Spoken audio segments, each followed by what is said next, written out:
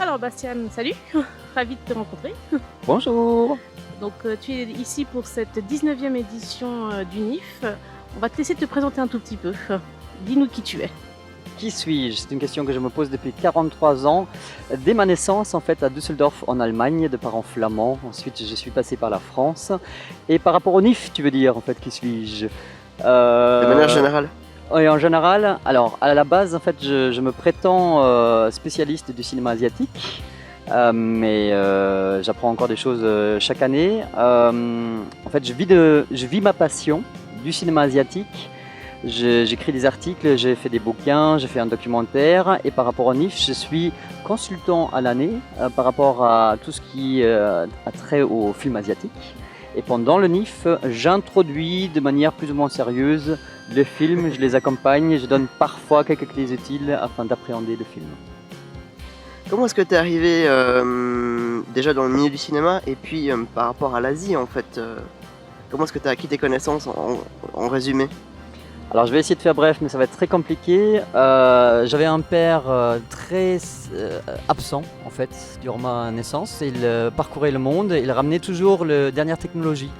Et un jour, il a ramené le grand-père de la cassette VHS, la bêta. Il a ramené un lecteur bêta du Japon. On a vraiment galéré pour trouver la télé qui pouvait s'adapter là-dessus. Et il avait ramené quelques bêtas, c'était des films forcément japonais, des classiques. Et en l'absence de mon père, je regardais des films japonais classiques avec ma mère. Donc j'ai le doux souvenir de ma maman qui me câlinait tout en regardant ces films que je trouvais extraordinaires parce qu'ils n'avaient rien à voir avec ce qu'on pouvait voir par ailleurs. Et donc elle me traduisait en fait ce qui se passait à l'image. Des années plus tard, j'ai regardé un film de Kurosawa que j'avais regardé avec ma mère et je me suis rendu compte qu'il n'avait absolument rien à voir avec ce qu'il m'avait raconté comme histoire. Donc je suis allé le voir, je dis mais comment ça se fait? Et elle m'a dit écoute, je ne parle pas du tout le japonais. Donc en fait j'ai toujours inventé au fur et à mesure des films ce qui s'est passé à l'écran. Et moi, c'était pire que de savoir que le Père Noël n'existait pas. Alors j'espère qu'il n'y a pas d'enfants à regarder maintenant, donc le Père Noël n'existe pas. Mais je n'avais jamais remis en cause parce que mes parents m'avaient élevé bilingue, donc je pensais que ma mère pouvait parler toutes les langues du monde, tu vois. Donc ça m'a donné un peu la graine de l'amour du cinéma asiatique. Donc après, j'ai découvert le cinéma hongkongais. Bien avant Matrix, il y avait déjà des gens qui savaient voler, il y avait une espèce de bullet time en plus cheap à Hong Kong, quoi, 10 ans avant. Et après, cinéma thaïlandais, coréen, et encore au jour d'aujourd'hui, je suis en train de découvrir chaque année des nouvelles cinématographies comme la Mongolie, le Sri Lanka, qui possèdent des cinématographies extraordinaires dont on ne connaît rien. Et donc maintenant, j'ai la chance qu'on me paye pour aller voir sur place, pour ramener des choses, pour ensuite transmettre ma passion aux gens. Et j'ai pas vraiment fait d'études pour, c'est vraiment l'école de la vie. J'ai fait une école de cinéma qui m'a servi à rien. Donc c'est vraiment des portes qui sont ouvertes au fur et à mesure que j'ai foncé. J'ai énormément de chance. Comment est-ce que tu es devenu en quelques années, en tout cas au NIF, l'un des présentateurs les plus appréciés du public? Et du coup, comment t'es venue cette folie lors de tes présentations? Est-ce que c'est inné ou est-ce que tu te prépares quand même un minimum à côté? Ah, la formule du succès. Non, je ne sais pas si je suis le présentateur le plus apprécié. En fait, comment dire, ça fait une dizaine d'années que je présente des films à différents festivals et je me suis très vite rendu compte que je me faisais chier à le faire de manière magistrale ou de prétendre être la science infuse, ce que je ne suis pas du tout en fait. Je trouve que lorsqu'on va voir un film, on est déjà réunis autour d'une même passion et puis on est même niveau, qu'on soit sur scène ou dans le public. Donc j'ai envie vraiment de transmettre une passion. Ça me fait foncièrement bonder de présenter le film que je présente, la plupart du temps. Et donc j'essaye, en fait la folie, c'est la passion qui m'habite en fait, que je n'arrive plus à canaliser une fois sur scène parce qu'il faut que je me lâche, que je suis face au public et que j'essaye de donner tout ce que je veux. Et j'essaie vraiment de communier avec le public autour de ça. Donc voilà, c'est une passion. Après, j'adore le public du NIF, c'est quelqu'un qui donne énormément. Parce que quand on est sur scène, on est foncièrement mort de trac. Donc on se fait quand même porter. Pour ça, parfois, le public est un peu mou, donc les présentations sont un peu plus molles. Mais ici, c'est un public formidable, donc la folie, en fait, ce n'est pas de moi que ça vient, c'est du public en face. Je vais juste répondre à ce que tu as dit avant par rapport aux connaissances que tu as acquises au fur et à mesure pour différents pays en Asie. Il te manque quand même un gros pays, l'Inde. Comment ça se fait? Qu'est-ce qui s'est passé? Pourquoi? C'est le premier producteur de films au monde et il est absent. Qu'est-ce qui se passe? Alors l'Inde pour moi c'est un peu comme l'Everest pour les grimpeurs. C'est-à-dire qu'il ne faut pas commencer à conduire une Rolls-Royce quand tu as le permis. Donc c'est un peu le sommet que je vois au loin. J'y arrive petit à petit, mais c'est vrai qu'il y a trop à faire en fait. Quand j'ai démarré avec le cinéma là, je me suis découragé tout de suite. 1200 films avec une moyenne de 3 heures par film, je me dis bon, je vais laisser ça à d'autres. Hein. Je vais la faire grimper tous les autres sommets et après l'Inde. Donc je pense que quand j'aurai aux alentours de 80 ans, je vais pouvoir commencer l'introduction de films indiens. C'est à peu près ça. Il y a beaucoup de vérité dans les conneries que je viens de dire. Mais du coup, est-ce que tu as une préférence quand même au niveau de ce cinéma asiatique par rapport à un pays en particulier? Est-ce que pour toi, il y a un pays qui vaut plus la peine sans dénigrer les autres, où tu te dis, ouais, lui, il a quand même beaucoup à dire, il a énormément de qualités, il faut qu'on lui donne un peu plus sa chance? Sincèrement, non, j'ai pas de préférence. Déjà, il faut vraiment distinguer deux types de cinéma que je défends aussi. C'est le cinéma dit d'auteur, avec un vrai fond, plus posé, etc., que j'adore. Apichatpong Verasatakul, qui a eu la Palme d'Or pour Oncle Bumi, c'est vraiment un cinéma exigeant, on se fait chier comme un rat mort en le regardant, mais après il te hante pendant des années parce qu'il t'apporte énormément, qui n'a rien à voir avec le film de zombies avec des gros nichons japonais. Moi, il me faut les deux. Il me faut nourrir l'esprit de la journée et puis décompresser la nuit. Vraiment, le cinéma, c'est de l'émotion, donc j'adore déjà naviguer entre les deux. Et ces deux types de cinéma, tu le retrouves partout déjà en Asie, mais plus ou moins bien représentés. Donc en fait, déjà, si on parle d'un certain genre cinématographique, il faudrait voir où est le meilleur film d'auteur, où est le meilleur film commercial. Après, comme je le disais auparavant, c'est que je n'ai pas fini de faire la tournée des pays asiatiques. Et par exemple, la Mongolie, où tu n'as vraiment aucune information, le Tibet que je vais faire maintenant, eh bien, j'ai découvert qu'il y avait du cinéma, qu'il faut vraiment aller sur place pour creuser, etc. Et qu'ils ont eu des putains de chefs-d'œuvre dans les années 50-60 dont personne n'a jamais parlé. Donc je veux dire, je suis encore le chercheur dehors en train de chercher des pépites. Et à la limite, j'ai pris plus de mon pied à trouver des chefs-d'œuvre mongols dont personne n'a jamais parlé que de redécouvrir le chef-d'œuvre japonais dont tout le monde parle, qui sont absolument nécessaires, indispensables et plus disponibles aux plus mortels des combats. Mais je veux dire, être l'espèce de Indiana Jones qui va trouver la pépite au fin fond de la Mongolie, putain, il y a un truc en plus, quoi. Et donc c'est encore un cinéma qui me parle davantage. Je vais de nouveau faire un retour en arrière par rapport à une question précédente qu'on t'avait posée. Est-ce que tu te souviens de ta toute première présentation complètement déjantée face au public? Ouh, En fait, je vous ai avoué un petit secret, en fait, le pourquoi du comment du sans micro. J'ai commencé à faire des intros dans des cinémas et au Black Movie à Genève. Et mes premières présentations étaient pitoyables. J'avais trop préparé, c'était beaucoup trop long, beaucoup trop didactique, avec beaucoup trop de dates, etc. Et surtout, je tremblais énormément. Et ma voix tremblait. Et ça m'énervait. Et donc j'avais un très mauvais retour, etc. Je me faisais insulter, etc. Et je me suis fait insulter par notamment le public suisse qui ne pardonne pas, en fait, beaucoup moins que d'autres publics. Donc vraiment, j'ai très mal vécu mes premières présentations. Du coup, je cherchais un moyen de me venger parce que je suis extrêmement rancunier. Et c'est là que j'ai inventé le fait de faire des présentations sans micro, mais pas de manière déjantée, juste pour pour cacher mon trac. Parce qu'en fait, le fait de beugler fait déjà que ta voix ne tremble plus et j'ai plus besoin du micro, etc.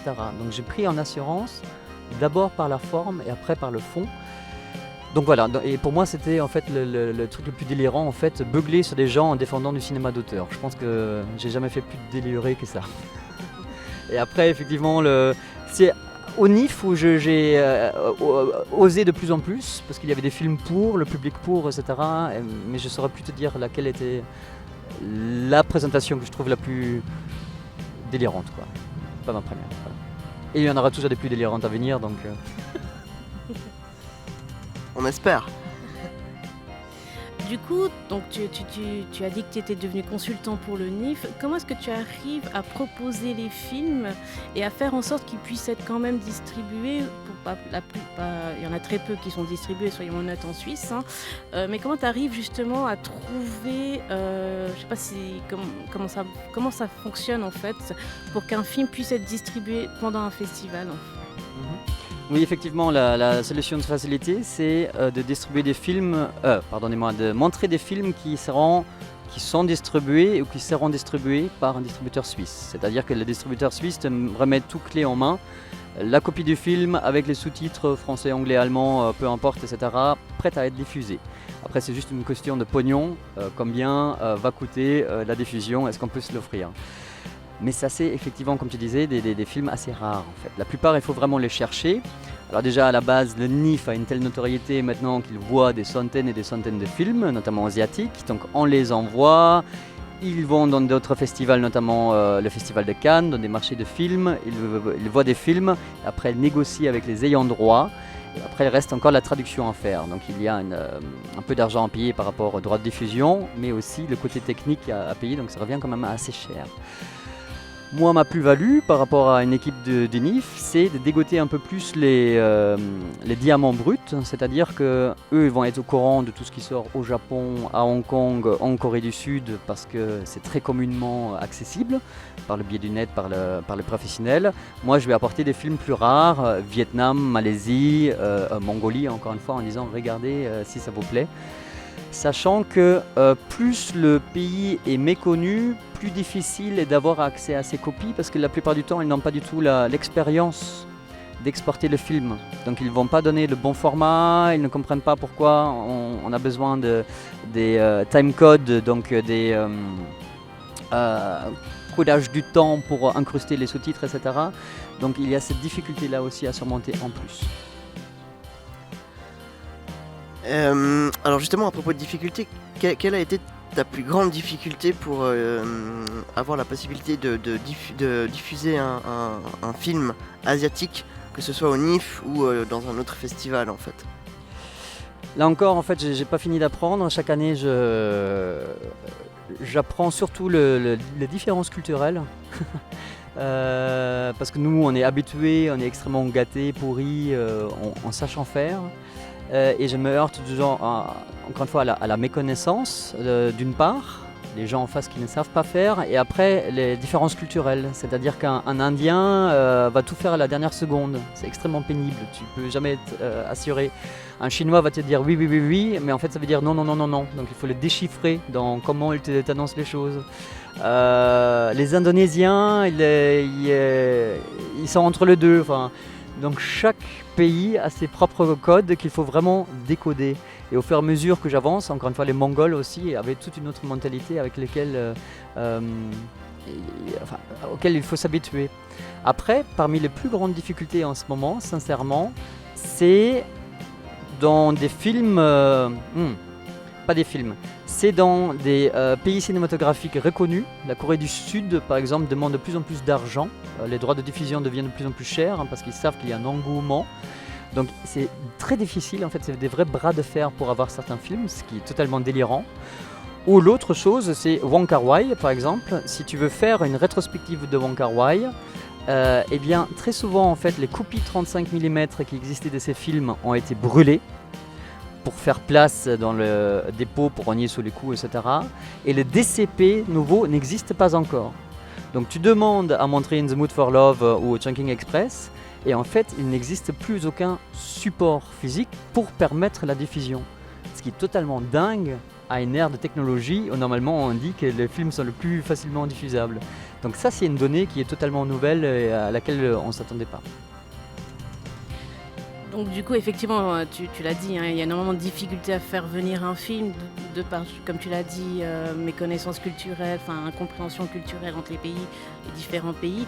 Mais justement, est-ce que le fait est que justement un festival comme le NIF permet cette ouverture d'esprit pour montrer certains films? Est-ce que certains pays se disent ah bah oui tiens c'est peut-être un petit peu plus facile, moins difficile qu'on le pensait?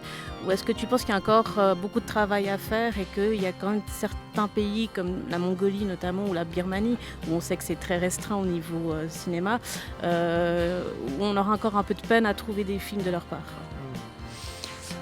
En fait, il faut savoir que, surtout en Asie, donc ma spécialité, le cinéma est considéré le business avant tout. Donc à la limite, le concept de festival de cinéma, ils ne comprennent pas. Voilà, ça sert à rien. À moins que tu es prêt à payer 2 000 € le droit de diffusion par passage d'un film, ce qui est absolument impensable parce qu'on ne recoupe pas cette somme d'argent à payer. Donc en fait, il y a déjà le problème de négociation avec des pays comme l'Inde, justement, ou le Japon, où les marchés se suffisent en eux-mêmes et qu'à la limite, ils ne cherchent même pas à s'emmerder avec un festival où il faut envoyer le truc, il faut signer des contrats, etc. etc. Donc on se heurte déjà au fait que les festivals de cinéma ne sont pas compris dans certains pays. Voilà. Ça, c'est déjà une première donne. Ensuite, la deuxième donne, c'est que des fois, ils se disent que le festival de cinéma, c'est un parfait tremplin pour faire la vente des films. Donc, ils vont te donner une année un film en disant chouette, ça va donner de la visibilité, il y a une plus-value. On va pouvoir plus facilement vendre. Sauf que quand le film n'est pas vendu par la suite, l'année d'après, ils disent en fait, vous ne servez à rien puisque mon film ne s'est pas vendu. Donc, on ne traite plus avec vous. Donc, ça, c'est encore une fois avec des pays foncièrement cinématographiques comme le Japon, l'Inde, où il y a plein de films qui nous intéressent, mais auxquels on n'a pas accès à cause de cette donnée purement économique. Où on a beau dire qu'il y aura 500 Neuchâtelois ou gens venus de partout en Europe pour voir leurs films, bah au Bali, eh bien, ils n'ont rien à foutre. Et après, on retombe dans la donnée, comme tu disais, en fait, la Mongolie, etc., où il faut vraiment leur apprendre le pourquoi du comment. Qu'est-ce qu'un festival de cinéma? Parce que j'ai donné des cours de cinéma là-bas, ils ne savaient même pas ce qu'était le festival de Cannes, ils ne comprenaient pas. Et après, comment ça marche, etc. Donc il y a une vraie formation à donner pour arriver à avoir finalement l'unique film que tu demandes. Est-ce que tu approches et gères de manière différente les relations pour les films d'auteur et les blockbusters? Ça dépend parce que tu as des films d'auteur qui sont des blockbusters. Un Wong Kar-wai est dit un auteur, mais il faut se battre comme avec le dernier des blockbusters, ou Jia Zhangke ou Koreeda Hirokazu. Donc en fait, oui et non, évidemment. Les films d'auteur souvent sont faits par des indépendants, donc eux ils sont heureux que le film circule, soit visible, que les réalisateurs puissent voyager. Mais encore une fois, parfois ça se mélange au niveau de blockbuster. Et après, tu as des gens extrêmement sympathiques au Japon aussi, en Inde, où même les blockbusters, ils sont très conscients, où ils ont la passion du cinéma, donc ils te le refourguent assez facilement. Donc voilà, donc en fait, encore une fois, ça se mélange. Ouais. C'est assez étonnant quand tu dis qu'il faut quand même se battre avec le Japon parce qu'on a quand même énormément de films qui viennent de ce pays. Alors c'est plutôt des petits films, notamment Like Father, Like Son, que j'ai beaucoup aimé, ou Les Délices de Tokyo, etc. Donc du coup, c'est vrai que ça... En allant sur place, on ne se rend pas compte parce qu'on a l'impression quand on est sur place que le cinéma c'est pas tellement leur truc. Mais au final, oui, quand même, parce que à l'instar, on va pas se leurrer, il y a eu Avengers qui est sorti, il a moins marché que Détective Conan qui est sorti à la même date. Est-ce qu'il n'y a pas un petit côté un peu chauvinisme du Japon, enfin de ces pays-là où ils se disent non, nous, notre marché suffit, on n'a pas tellement besoin du reste du monde? Oui, c'est ça. En fait, tu as cité l'exemple d'un pays très fort et qui est toujours représenté un peu partout dans le monde, en fait, parce que en fait, le Japon est l'un des plus anciens pays cinématographiques au monde. Ils ont vraiment commencé en même temps que les Européens. Et pour moi, le cinéma japonais des années 10 et 20, je parle de 1910-1920, est quasi aussi fort que le cinéma français ou hollywoodien de l'époque, voire plus fort même, parce qu'ils avaient des structures grammaticales bien avant les Américains, pour moi. Donc ils ont déjà un historique et après ils sont parmi les plus grands producteurs cinématographiques au monde avec 600 films produits par an, là où la France en est entre 200 ou 400, tu vois, où les Américains sont à 400, donc ils sont loin devant. Donc ils ont la quantité de films qui fait déjà qu'il y a une déferlante un peu partout dans le monde et un historique qui permet l'identification du grand public qui réclame du film japonais plutôt que du film mongol.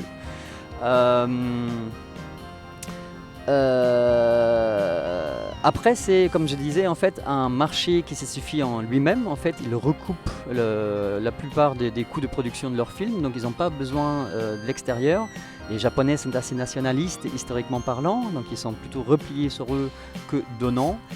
Et la dernière des donnes, c'est que, comme tu le disais, effectivement, on voit des films comme le film de Koreeda ou de Naomi Kawase, Délices de Tokyo, etc. Mais ça, c'est des coproductions. C'est-à-dire qu'il y a de l'argent français surtout qui est dedans. Donc le film est assuré de sortir en France et en Europe, parce qu'il faut qu'il sorte en Europe pour recoper de l'argent. Donc en fait, 99% des films japonais finalement qui sortent en France ou ailleurs sont des films pour moi français ou européens, parce qu'il y a de l'argent européen dedans.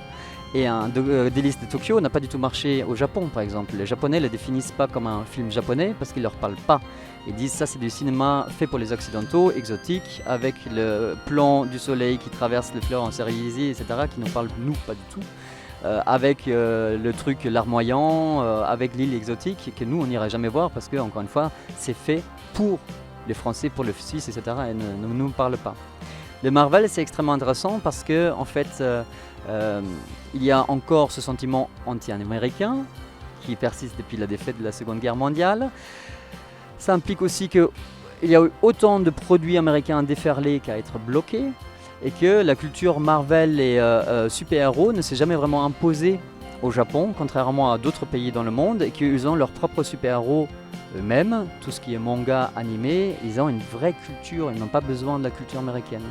Ils vont davantage aller voir le dernier Godzilla, qui correspond à leur culture, plutôt que de voir l'énième destruction de New York aux États-Unis, etc., avec le patriotisme américain en plus. Donc c'est pour ça que ça explique les Marvel, le super-héros au Japon, comme plus généralement en Asie, ne marchent pas si bien que ça. La Corée du Sud, ça marche, mais pas plus que ça. Pareil, ils n'ont pas cette tradition du super-héros américain qui ne leur parle pas. Il n'y a qu'en Chine, mais là c'est plutôt l'effet marketing, effets spéciaux, etc. qui marchent pour l'instant. Mais même les Chinois sont en train de construire leur propre folklore de super-héros, etc. et en train de détrôner tout ce qui est Marvel. Mais alors justement, ce genre de film, comme les Délices de Tokyo, où certains acteurs japonais y participent, ou alors en pensant plus mondialement à par exemple l'acteur japonais Ken Watanabe, est-ce qu'ils sont pas un petit peu considérés comme des traîtres, entre guillemets, d'être chez l'ennemi ou de jouer pour l'ennemi? Oui et non. Naomi Kawase n'est pas reconnue comme une traîtresse, mais ses films sont très peu diffusés en fait, parce que c'est déjà des films d'auteur dont les Japonais n'ont pas forcément l'habitude, que les salles de cinéma ne programment pas, et que les salles de cinéma ne programment pas non plus parce qu'en fait ils sont détenus par les 5 grands producteurs cinématographiques au Japon. Donc s'il y a un film qui est produit par ailleurs par d'autres, il est extrêmement difficile pour ces films-là de se placer dans les salles de cinéma détenues par cette espèce de monopole japonais. Ken Watanabe, non, il y a plutôt, je dirais même une fierté à ce que des stars locales s'exportent quand même aux États-Unis, qui reste un rêve, quand même un accomplissement en soi. Donc je ne dirais pas qu'ils sont considérés comme des traîtres, parce qu'en plus ils continuent quand même leur carrière sur place en fait. Donc ils jonglent avec le deux, donc c'est plutôt quand même un prestige, une fierté. Après, ça l'est moins maintenant qu'il y a encore une vingtaine, trentaine d'années. Tu vois, où on fantasmait foncièrement le cinéma. Là, ils fantasment moins le fait que Ken fasse soit sur l'affiche de John Wick 4, par exemple. Comme ça, voilà. Alors qu'en Chine, un artiste qui s'exporterait vers Hollywood, lui, il est adulé, quoi. Il dit waouh. Et donc là, les gens vont voir, en plus, il y a un effet de curiosité à voir leur star locale dans un film américain. Entre justement tous ces pays asiatiques qui ont vraiment un cinéma à faire découvrir, je veux dire, grâce à toi, on le découvre un petit peu chaque année.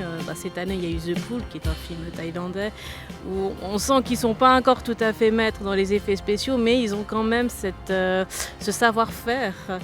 Est-ce que justement entre l'Indonésie, la Corée du Sud, j'imagine peut-être un petit peu la Corée du Nord, mais ça je ne mettrai pas ma main à couper non plus, tous ces pays, Vietnam, tu as dit aussi Sri Lanka et tout ça, est-ce que pour toi tu as l'impression que c'est des pays qui justement doivent encore se professionnaliser un tout petit peu, ou pour toi, il y a un vrai marché à apprendre et puis que du coup, les distributeurs devraient s'y intéresser un peu plus?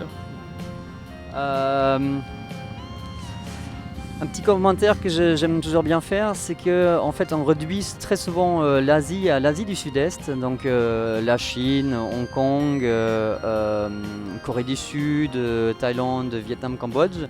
Mais en fait l'Asie géographique en soi s'étend de la Turquie en passant par le Kazakhstan, le Turkménistan, en passant par l'Arabie Saoudite, jusqu'à remonter effectivement vers le Japon, l'Indonésie, etc. Donc en fait ça concerne 54 pays. Dans ces 54 pays, il y a eu à un moment donné du cinéma. Même au Yémen, où il y a eu 2 films. Ensuite, les équipes de tournage se sont fait massacrer parce qu'ils sont le pays malheureusement entre les mains d'extrémistes musulmans, des fanatiques, non pas des musulmans pour moi, où donc le cinéma maintenant est considéré comme l'œuvre du diable et donc les équipes de tournage ont été massacrées. Mais je veux dire, il y a 54 cinématographies différentes, dans 54 régions fondamentalement différentes, et avec des pays qui sont, je déteste ce terme, plus ou moins développés, plus ou moins riches, plus ou moins grands, pour pouvoir aussi recouper leurs investissements, etc., avec un savoir-faire plus ou moins long.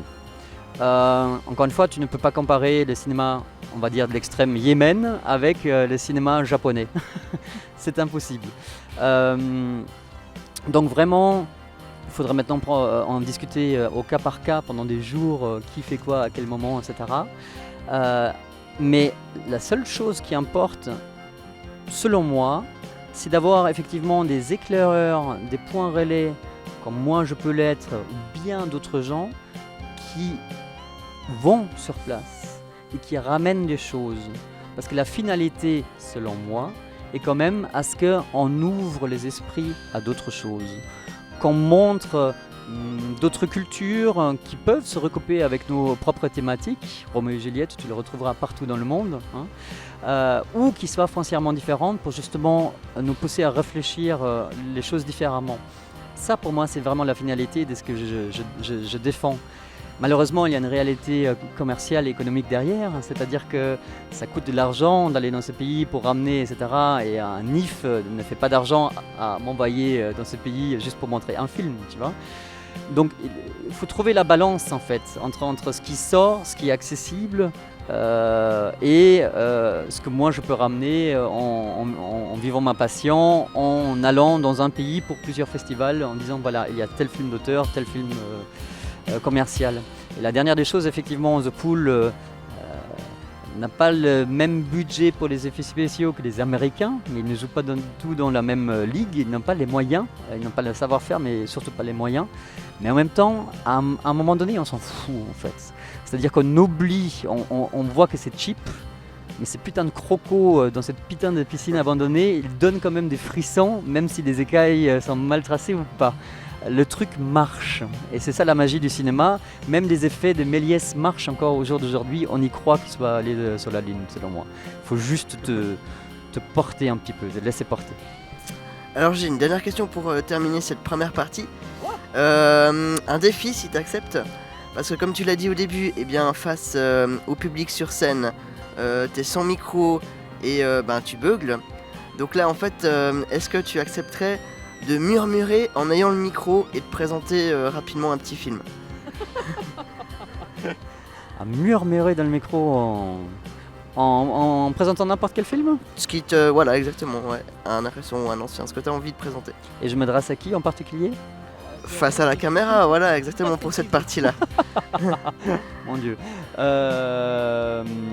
Oh là là, c'est un sacré défi, dis-moi. Que tu peux refuser, bien sûr. Que je peux refuser, mais non, rien ne se refuse, il faut tout tenter. Mais là, tu me...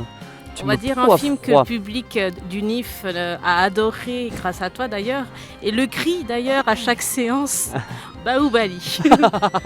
Alors Baoubali, c'est pas moi qui le pousse ce cri, c'est le public. Mais tu l'avais présenté, il me semble. Ouais, c'est ça. Baoubali, oui, alors Baoubali. C'est extrêmement dur de murmurer Baoubali parce que Baoubali, c'est juste le chef-d'œuvre, un monument, une espèce de dieu. L'incarnation de Dieu sous forme de film. Baoubali. Baoubali, c'est plus fort que toi. C'est le film le plus cher jamais produit. Mais ça importe peu avec Baoubali. Parce que tout ce qui est matériel, financier, n'est rien par rapport au contenu du film. Tout ce qu'il véhicule. Tous ces effets spéciaux absolument ridicules. Tous ces gens qui volent dans les airs. Qui n'ont aucun sens par rapport à l'histoire véritable apparemment, tirée du folklore hindou, qui constitue la quintessence même de ce film, mais qui perd toute notion de réalisme face au déferlement d'images plus incroyables que les autres. En fait, Baoubali est comme Dieu, tu ne te l'expliques pas, tu l'adules. Tu en fais ta religion, tu communies, tu pousses un cri bêtement, à n'importe quel moment, même devant une pub d'une banque. Tu cries Baoubali, c'est plus fort que toi. Voilà ce que c'est que Baoubali, un monument que je vous invite à découvrir sur Netflix France, pas sur Netflix Suisse, parce que Netflix Suisse, c'est le Netflix du pauvre. Voilà, ce qui est paradoxal pour un pays des riches. Merci d'avoir accepté le défi. Tu l'aimes vraiment pas, Baoubali? J'adore Baoubali, je viens de montrer à ma fille de 10 ans qui a adoré et qui n'arrête pas de me beugler Baoubali, donc elle aussi est contaminée par cette religion obscure. Elle me ressemble. Alors là, en fait, on va arriver à une partie qu'on aime bien faire. En fait, on te pose, on te donne 2 choix et tu dois répondre du tac au tac. Putain, on se croirait sur Konibi. Exactement, French kiss ou French fries? Fuck Konibi. Je te laisse commencer. D'accord. Alors, règlement de compte à OK Choral ou First Love? First Love. Film ou théâtre? Théâtre filmé. NIF ou PIF? NIF. Asie ou Europe? Asie. Marvel ou DC? DC. Mais pas à l'écran. Film thaïlandais ou japonais? Aïe. Thaïlandais pour espérer toujours de découvrir un chef-d'œuvre. Nanar ou Polar? Ouh. Nanar. Costard ou slip? Slip. Tes 3 films préférés? Je te le dirai le jour de ma mort. Je les ai pas encore tous vus. Film indien ou blockbuster? Ouh. Film indien parce qu'un blockbuster n'a rien face à un film indien. Steak Café de Paris ou Okonomiyaki? C'est quoi le premier? Steak Café de Paris ou Okonomiyaki? Okyo machin truc là. Film culte ou nouveauté? Film culte. TGV ou Shinkansen? Shinkansen, parce que le TGV c'est vraiment le Shinkansen du pauvre. Takashi Miike ou John Woo?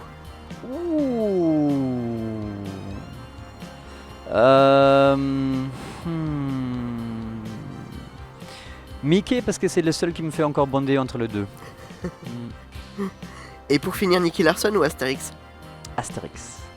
Tu restes français quand même. Hein. Nicky Larson va beaucoup à Astérix. Merci d'avoir répondu à nos questions, c'était un vrai plaisir. Merci d'avoir été là, merci de m'écouter et merci de me porter. C'est grâce à vous que j'existe. Merci au cadrage.